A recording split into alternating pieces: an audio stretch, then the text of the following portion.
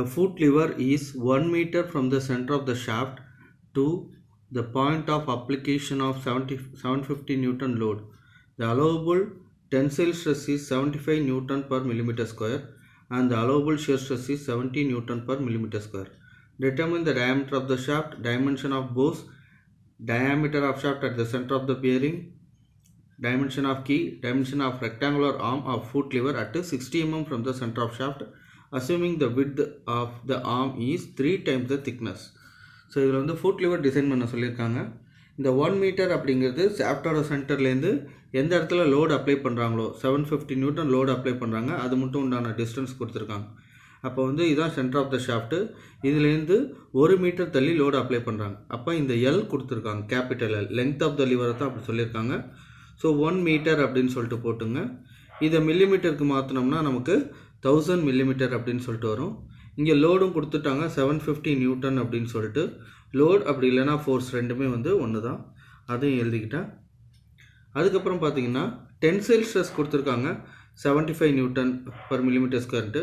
So நமக்கு இங்கே வந்து டென்சைல் ஸ்ட்ரெஸ் யூஸ் ஆகாது, ஏன்னா இங்கே பெண்டிங் ஸ்ட்ரெஸ்ஸு தான் யூஸ் ஆகும். அதனால் டென்சைல் ஸ்ட்ரெஸ்ஸே நம்ம என்ன செஞ்சுக்கலாம், பெண்டிங் ஸ்ட்ரெஸ்ஸை அஸ்யூம் பண்ணிக்கலாம்.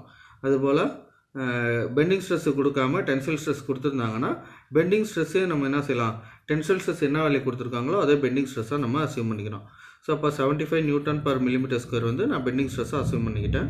அதுக்கப்புறம் ஷியர் ஸ்ட்ரெஸ் கொடுத்துருக்காங்க 70 நியூட்டன் அப்படின்னு சொல்லிட்டு, நியூட்டன் பர் மில்லிமீட்டர் ஸ்கொயர், அதையும் எழுதிக்கிட்டேன். அதுக்கப்புறம் இங்கே படித்து பார்த்தீங்கன்னா 60 mm அப்படின்னு ஒரு வேல்யூ வருது. இந்த 60 mm என்ன அப்படின்னா, fine the dimension of rectangular ஆம். ரெக்டாங்குலர் ஆமோட டைமென்ஷன் கண்டுபிடிக்கணும். அதாவது இந்த ஆமோட டைமென்ஷன் கண்டுபிடிக்கணும். எவ்வளோ தூரத்தில் 60 mm from the centre of the shaft. ஷாஃப்டோட சென்டர் பாயிண்ட்லேருந்து 60 mm தள்ளி இதோட டைமென்ஷன் கண்டுபிடிக்கணும். ஏன்னா இந்த டைமென்ஷன் பார்த்திங்கன்னா வேரி ஆகிட்டே போகும். திக்னஸ் வேரி ஆகாது, ஆனால் பிரெத்து இருக்கு இல்லையா, அது வந்து குறைஞ்சிக்கிட்டே போகும். அதனால் எவ்வளோ தூரம் தள்ளி டைமென்ஷன் கண்டுபிடிக்க சொல்கிறாங்கங்கிறது ரொம்ப முக்கியம். ஹேண்ட் லிவரில் பெரும்பாலும் இந்த டைமென்ஷன் வந்து போஸ் கிட்னே கண்டுபிடிக்க சொல்லுவாங்க. அப்போ இந்த எக்ஸ் வேல்யூ வந்து 0 அப்படின்னு சொல்லிட்டு எடுத்துக்கணும். இங்கே 60 mm அப்படின்னு சொல்லிட்டு கொடுத்துருக்காங்க. இது வந்து இந்த எக்ஸ் வேல்யூ குறிக்கும். அப்படின்னா என்ன அர்த்தம்னா, எவ்வளோ தூரம் தள்ளி, எக்ஸுங்கிறது என்னென்னா ஒரு டிஸ்டன்ஸு. அந்த டிஸ்டன்ஸ் என்ன சொல்லணும்னா, சென்டர் ஆஃப் த ஷாஃப்ட்லேருந்து எவ்வளோ தூரம் தள்ளி இந்த ரெக்டாங்குலர் ஆமோட திக்னஸும் பிரெத்தும் இருக்குது அப்படின்னு சொல்லிட்டு கண்டுபிடிக்கிறது. அப்போ எக்ஸ் வேல்யூ வந்து 60 mm அப்படின்னு சொல்லிட்டு கொடுத்துருக்காங்க. அதையும் நான் எழுதிட்டேன். அதுக்கப்புறம் இங்கே வித்துக்கும் திக்னஸ்க்கும் ரிலேஷன் கொடுத்துருக்காங்க. Assume width of the arm is 3 times the thickness அப்படின்னு சொல்லி கொடுத்துருக்காங்க. வித்தை வந்து நம்ம பீன்னு சொல்லுவோம், திக்னஸை வந்து நம்ம டீன்னு சொல்லுவோம். ஸோ 3 டைம்ஸ் இருக்குது திக்னஸ். அதாவது வித்து எவ்வளோ இருக்குது அப்படின்னா திக்னஸை விட 3 மடங்கு ஜாஸ்தியாக இருக்குது அப்படின்னு சொல்கிறாங்க. இப்போ உதாரணத்துக்கு திக்னஸ் 10 இருந்துச்சு அப்படின்னா வித்து எவ்வளோ இருக்கும், 30 இருக்கும், 3 மடங்கு ஜாஸ்தியாக இருக்கும். அப்போ இது எப்படி எழுதுறது அப்படின்னா B is equal to 3T அப்படின்னு சொல்லிட்டு எழுதணும். அப்போ தான் வந்து திக்னஸ் 10 போட்டிங்கன்னா 10 × 3 வந்து பிரெத் எவ்வளோ கிடைக்கும், நமக்கு 30 கிடைக்கும். சும்மா 10 அப்படிங்கிறது நான் ஒரு எக்ஸாம்பிளுக்காக சொன்னேன். இதோட வேல்யூ இனிமேல் கண்டுபிடிச்சி தான் நம்ம டிசைன் பண்ணணும். ஓகேங்களா? இப்போ இது முடிஞ்சு. அடுத்து ஃபஸ்ட்டு ஸ்டெப்பான டயாமீட்டர் கண்டுபிடிக்கலாம். இந்த ஷாஃப்டோட டயாமீட்டர் D கண்டுபிடிக்க போகிறோம். அதுக்கு முன்னாடி ஃபஸ்ட்டு டார்க் எவ்வளோ அப்படின்னு சொல்லிட்டு கண்டுபிடிச்சிப்போம். ஸோ டார்க் ஃபார்முலா வந்து P × L. இந்த ஃபார்முலா எல்லாமே நீங்கள் மனப்பாடம் பண்ணணும். ஏன்னா டிசைன் டேட்டா புக்கில் இந்த ஃபார்முலாலாம் இருக்காது. P வந்து லோடு 750 நியூட்டன் அப்படின்னு சொல்லிட்டு கொடுத்துருக்காங்க. இன்ட்டு L வந்து length of the lever arm 1000 அப்படின்னு சொல்லிட்டு கொடுத்துருக்காங்க. இப்போ இது ரெண்டுத்தையும் மல்டிப்ளை பண்ணோம்னா இந்த 3 0 இதை கூட ஆட் ஆகிடும், அவ்வளோதான். ஸோ இவ்வளோ நியூட்டன் மீட்டர் வருது, மில்லிமீட்டர் வருது டார்க்கு. 7,50,000 வருது. அடுத்ததாக வந்து இந்த டார்க் வச்சு டயாமீட்டர் கண்டுபிடிச்சிடலாம். ஸோ இப்போ டயாமீட்டர் கண்டுபிடிக்கிறதா இருந்தால் பை டோ SH 16 இது எல்லாத்தையும் அந்த சைட் கொண்டு போனீங்கன்னா T × 16 divided by by into tau SH is equal to D³ அப்படின்னு சொல்லிட்டு ஃபார்முலா மாறிடும். ஸோ இப்போ T எனக்கு தெரியும் 7,50,000 into 16 divided by by into tau SH. SHனா ஷாஃப்டோட ஷியர் ஸ்ட்ரெஸ். இங்கே கொடுத்துருக்காங்க ஷாஃப்டோட ஷியர் ஸ்ட்ரெஸ் வந்து 70 அப்படின்னு சொல்லிட்டு. ஸோ 70 ஈக்குவல் டு D³ அப்படின்னு சொல்லிட்டு வந்துருச்சு.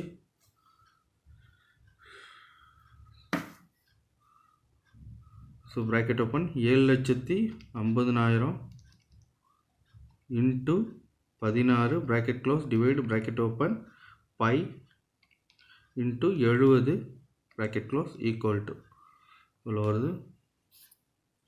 So 54 567,40906 is equal to d cube அப்படின்னு சொல்லிட்டு வருது.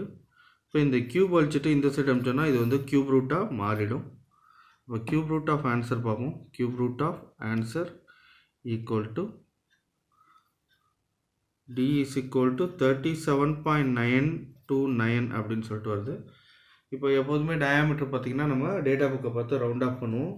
ஸோ டேட்டா புக்கில் பேஜ் நம்பர் 7.25 இதை பார்த்திங்கன்னா ஸ்டாண்டர்ட் டயாமீட்டர் உங்களுக்கு இங்கே கொடுத்துருக்காங்க. இதில் வந்து டயாமீட்டர் 37 இருக்குது. அப்போ இதை விட கொஞ்சம் அதிகமாக பார்க்கணும். ஸோ இங்கே பார்த்திங்கன்னா டயாமீட்டர் வந்து 30, 32, 35க்கு அடுத்து 38 வருது. இப்போ டயாமீட்டர் வந்து நம்ம 38 அப்படின்னு சொல்லிட்டு எடுத்துக்கலாம். So d is equal to 38 mm அப்படின்னு சொல்லிட்டு நம்ம கண்டுபிடிச்சாச்சு.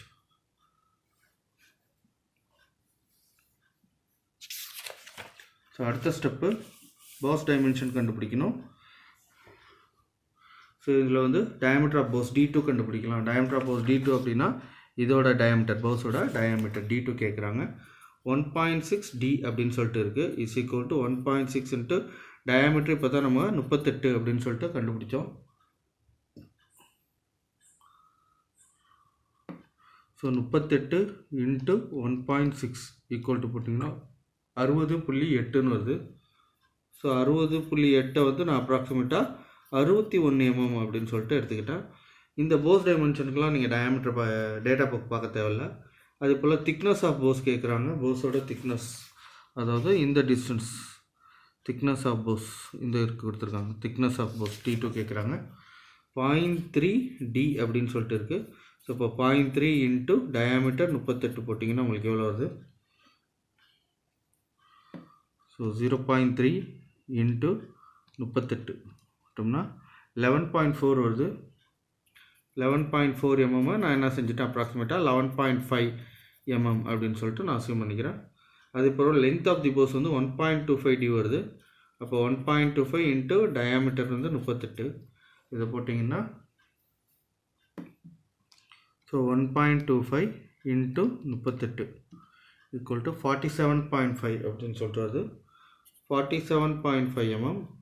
இதை நான் அப்ராக்சிமேட்டாக ரவுண்ட் ஆஃப் பண்ணால் 48 mm அப்படின்னு சொல்லிட்டு நான் அசியூம் பண்ணிட்டேன். நீங்கள் இந்த 47.5ன்னு வச்சாலும் தப்பு கிடையாது, 48 mmன்னு வச்சாலும் தப்பு கிடையாது. டிசைனில் நம்ம அட்ஜஸ்ட் பண்ணி வேல்யூ என்ன செஞ்சுக்கலாம், ஒரு ரவுண்ட் ஆஃபான வேல்யூ கொண்டு போடுங்க. அதே போல் இதை வந்து திக்னஸ் வந்து 12 மாற்றினாலும் அதுவும் வந்து ஒரு பெரிய மிஸ்டேக் கிடையாது. அடுத்ததாக வந்து ஷாஃப்ட் வந்து சென்டர் ஆஃப் த பியரிங்கில் எவ்வளோ இருக்குது அப்படின்னு சொல்லி கேட்குறாங்க. அதாவது இந்த இடத்துல பேரிங் இருக்குது, சப்போர்ட்டில் ஷாஃப்ட் இருக்குது. ஸோ இந்த இடத்துல டயாமீட்டர் ஆஃப் த ஷாஃப்ட் எவ்வளோ அப்படின்னு சொல்லிட்டு கேட்குறாங்க. ஸோ அப்போ அதுக்கு வந்து நம்ம இந்த D1 கண்டுபிடிக்கணும்னா ஃபஸ்ட்டு L கண்டுபிடிக்கணும். So L is equal to 2L2 அப்படின்னு சொல்லிட்டு இவங்க கொடுத்துருக்காங்க. L அப்படிங்கிறது என்ன டிஸ்டன்ஸ்னால், அதாவது லிவரோட ஆக்சிஸோட சென்டர் ஆக்சிஸ்லேருந்து பேரிங்கோட சென்டர் பாயிண்ட் மட்டும் உண்டான டிஸ்டன்ஸ் தான் வந்து L. அது எவ்வளோ இருக்குது அப்படின்னு சொல்லிட்டு அசியூம் பண்ணிக்கணும்னா 2 இன்ட்டு L2, அதாவது போஸோட திக்னஸை விட 2 மடங்கு ஜாஸ்தியாக இருக்குது அப்படின்னு சொல்லிட்டு நம்ம அசியூம் பண்ணிக்கிறோம். அப்போ 2 இன்ட்டு L2 போடணும். 2 இன்ட்டு L2ங்கிறது போஸோட லென்த்து. இது இப்போ தான் கண்டுபிடிச்சோம் 48 அப்படின்னு சொல்லிட்டு. ஸோ 2 இன்ட்டு 48 போட்டிங்கன்னா உங்களுக்கு எவ்வளோ வருது? 2 இன்ட்டு 48 96 mm வருது. ஸோ 96 mm இதை நம்ம எழுதியாச்சு. இப்போ நம்ம இந்த வேல்யூ கண்டுபிடிக்கலாம். P into root of L square plus L square is equal to 5/16 tau SH into D1 cube. இது வந்து ஃபார்முலா. இந்த ஃபார்முலாலாம் நம்ம D1 தான் கண்டுபிடிக்க போகிறோம். இதோட வேல்யூலாம் ஃபஸ்ட்டு சப்ஸ்டியூட் பண்ணிக்கலாம். ஸோ பியோட வேல்யூ எனக்கு தெரியும், லோடு வந்து 750 நியூட்டன் அப்படின்னு சொல்லி கொடுத்துருக்காங்க.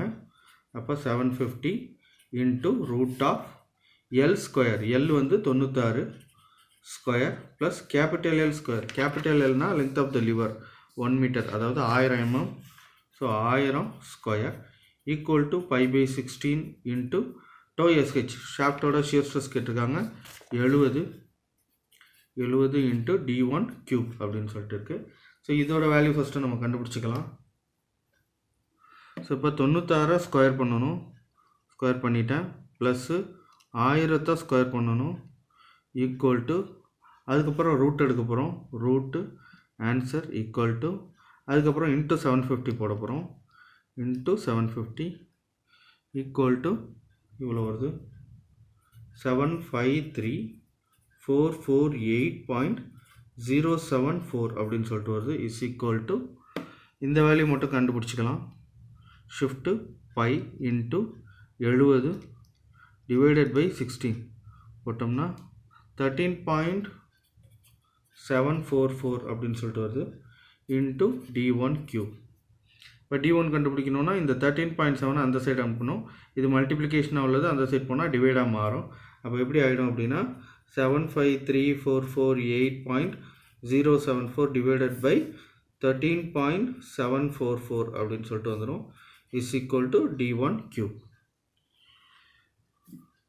ஸோ இப்போ இதை நான் அடிக்கலை, ஏன்னா இது ஆன்சர் பட்டனில் ஸ்டோர் ஆகிருக்கும். இந்த டினாமினேட்டரில் உள்ள value 75348.074 divided by answer equal to 54818 அப்படின்னு சொல்லிட்டு வருது. ஸோ 54818.27 அப்படின்னு சொல்லிட்டு வருது is equal to D1 cube. இந்த கியூப் வலிச்சுட்டு இந்த சைட் போட்டிங்கன்னா கியூப் ரூட்டாக மாறிடும். So cube root of answer equal to 37.98 அப்படின்னு சொல்லிட்டு வருது. So D1 is equal to 37.98 mm அப்படின்னு சொல்லிட்டு வருது. ஸோ இப்போ இதை ரவுண்ட் ஆஃப் பண்ணும்போது என்னென்னா டேட்டா புக்கை பாருங்கள். ஸோ 37 விட அதிகமாக பார்த்தா நமக்கு 38 தான் வருது. ஓகேங்களா, ஏன்னா இங்கே 32 35 அடுத்து 38 வந்துருச்சு. அப்போ 38 தான் போடணும். ஆனால் இங்கே பார்த்தீங்கன்னா ஸ்மாலர் டயாமீட்டர் டியும் பார்த்தீங்கன்னா அதே வேல்யூ தான் இருக்குது. டியும் 38 தான் இருக்குது. ஏன்னா அப்போ ரெண்டுமே ஒரே வேல்யூ வந்துடும். ஸோ டியை விட D1 கொஞ்சம் அதிகமாக இருக்கணும், ஸ்டெப்படு ஷாஃப்ட் மாதிரி வரணும். அதனால் நான் D1 வந்து 38 அசியூம் பண்ணாமல் 40 அதுக்கு அடுத்த ஸ்டெப் வேல்யூ நான் அசியூம் பண்ணிக்கிறேன். ஸோ இங்கே பார்த்தீங்கன்னா 38க்கு அடுத்தது என்ன வேல்யூ வருது, 40 வருது. அதனால் நான் 40 அப்படின்னு சொல்லிட்டு அசியூம் பண்ணிக்கிறேன். So D1 is equal to 40 mm. அதுக்கப்புறம் கீயோட விட்த்து கண்டுபிடிக்கலாம். ஸோ இது வந்து விட்த்து வந்து எந்த டயாமீட்டருக்கு பார்க்கணும் அப்படின்னா 40க்கு பார்க்கணுமா இல்லை 38க்கு பார்க்கணுமா அப்படின்னு சொல்லி பார்த்தீங்கன்னா கீ வந்து எங்கே உட்காருதுன்னு சொல்லிட்டு பாருங்கள். கீ வந்து பெரிய டயாமீட்டரான D1ல் உட்காரல, சின்ன டயாமீட்டரான Dயில் தான் உட்காந்து உட்காருது. ஓகேங்களா, இந்த இடத்துல தான் உட்காருது. ஸோ அப்போ டியோட வேல்யூ தான் நம்ம பார்க்கணும். டியோட வேல்யூ வந்து உங்களுக்கே தெரியும் 38 நம்ம கண்டுபிடிச்சோம் இப்போ தான். ஸோ இந்த இடத்துல 38 அப்படின்னு சொல்லி கண்டுபிடிச்சிருப்போம். ஸோ 38 mmக்கு விட்த்தும் திக்னஸும் எவ்வளோ, கீயோட டைமென்ஷன் என்ன அப்படின்னு சொல்லிட்டு கண்டுபிடிக்கணும். இதுக்கு PHG டிசைன் டேட்டா புக்கில் பேஜ் நம்பர் 5.16 பாருங்கள், பேரலல் கீ பற்றி கொடுத்துருக்காங்க. ஸோ இங்கே பார்த்தீங்கன்னா உங்களுக்கு டயாமீட்டர் ஃப்ரம் டு வேல்யூ கொடுத்துருக்காங்க. இந்த ஃப்ரம் டு வேல்யூவில் நமக்கு 38 எங்கே வருது அப்படின்னு சொல்லிட்டு பாருங்கள். ஸோ ஃப்ரம் டு வேல்யூவில் 38 வந்து இங்கே வருது. 30 இப்போ 38 மட்டும் இருந்தால் நம்ம என்ன எடுத்துக்கலாம், விட்த்து வந்து 10னும் திக்னஸ் வந்து ஹைட் வந்து 8 mm அப்படின்னு எடுத்துக்கலாம். 38 இங்கேயும் வருது. ஸோ விட்த்து வந்து 12, ஹைட் வந்து 8 அப்படின்னு நம்ம எடுத்துக்கலாம், ஒன்றும் தப்பு இல்லை. ஸோ இப்போ இதில் ரெண்டு வேல்யூவில் நான் என்ன செய்கிறேன், 10 8ன்னு அசியூம் பண்ணிக்கிறேன். ஏன்னா 38 முடியணும் அப்படின்னு சொல்லி கொடுத்துருக்காங்க. இது நீங்கள் 12 8ன்னு எடுத்தாலும் ஒன்றும் தப்பு கிடையாது.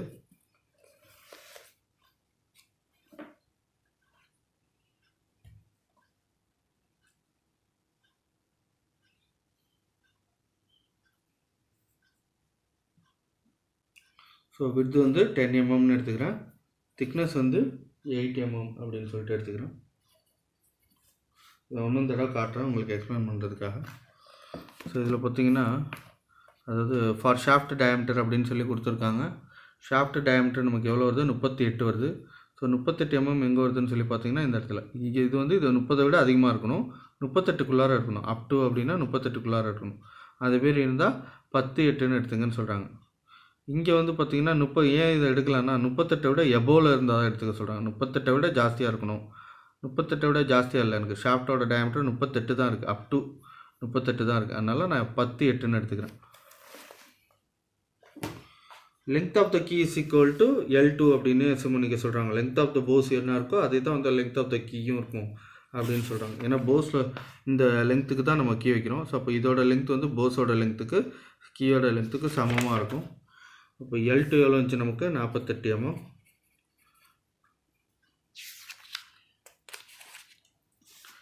அடுத்ததாக வந்து ரெக்டாங்குலர் ஆமோட டைமென்ஷன் நம்ம கண்டுபிடிக்கணும். அதுக்கு எக்ஸ்ன்னு ஒரு வேல்யூ தேவை. எக்ஸ் அப்படின்னா இந்த போஸோட சென்டர் பாயிண்ட்லேருந்து எவ்வளோ தூரம் தள்ளி நம்ம டைமென்ஷன் கண்டுபிடிக்கணும் அப்படின்னு சொல்லிட்டு அவங்களே கொடுத்துருக்காங்க 60 mm அப்படின்னு சொல்லிட்டு சம்மில் இந்த இடத்துல கொடுத்துட்டாங்க. ஸோ இப்போ x = 60 அப்படின்னு சொல்லிட்டு வந்துருச்சு.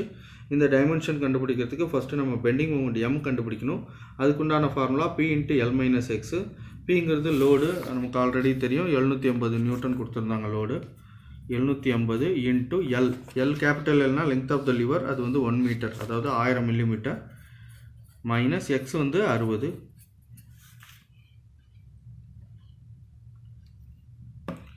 ஸோ 750 × 1000 மைனஸ் 60 ஈக்குவல் டு போட்டிங்கன்னா 705,000 வருது நியூட்டன் மில்லிமீட்டர். அடுத்ததாக இசட் கண்டுபிடிக்கணும். இசட் அப்படிங்கிறது செக்ஷன் மாடுலஸ். ஃபார்முலா வந்து m/σb. எம்ங்கிறது பெண்டிங் மூமெண்ட், இங்கே கண்டுபிடிச்சோம் இல்லையா அந்த வேல்யூ. σb அப்படிங்கிறது பெண்டிங் ஸ்ட்ரெஸ்ஸு. பெண்டிங் ஸ்ட்ரெஸ் தான் கொடுக்கல, அதுக்கு டென்சைல் ஸ்ட்ரெஸ் கொடுத்துருக்காங்க. அதனால் நான் அதுவே பெண்டிங் ஸ்ட்ரெஸ்ஸை அஸ்யூம் பண்ணிக்கிட்டேன். 75 mm கொடுத்துருக்காங்க. 75 இங்கே கொடுத்துருக்காங்க. அலோவபிள் பெண்டிங் ஸ்ட்ரெஸ் 75 அப்படின்னு சொல்லிட்டு. ஸோ இப்போ இந்த வேல்யூ 75ஆல் நம்ம டிவைட் பண்ணணும். 705,000 டிவைடட் பை 75 ஈக்குவல் டு 9400 வருது. இதோட யூனிட் வந்து மில்லிமீட்டர் கியூபு.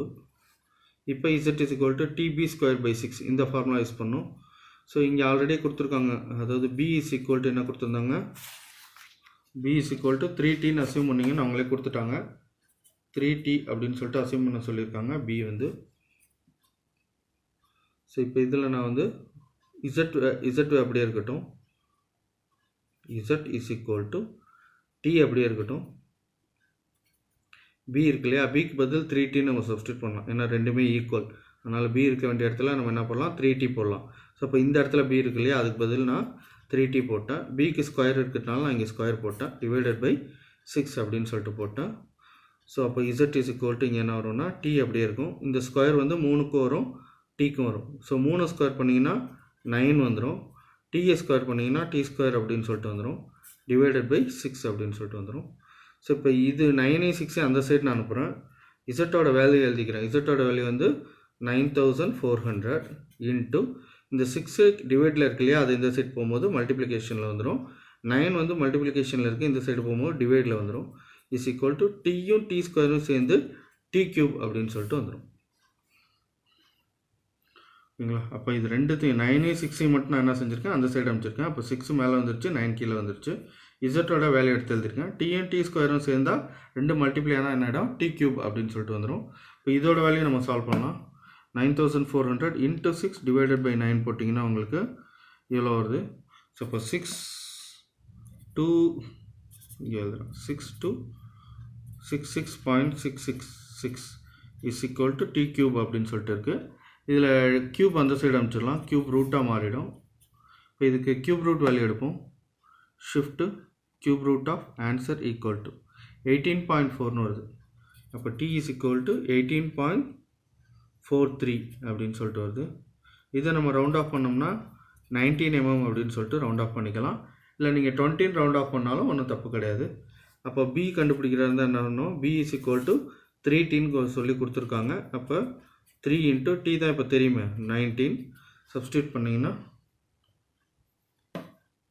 3 × 19 = 57 mm வருது. 57 mm.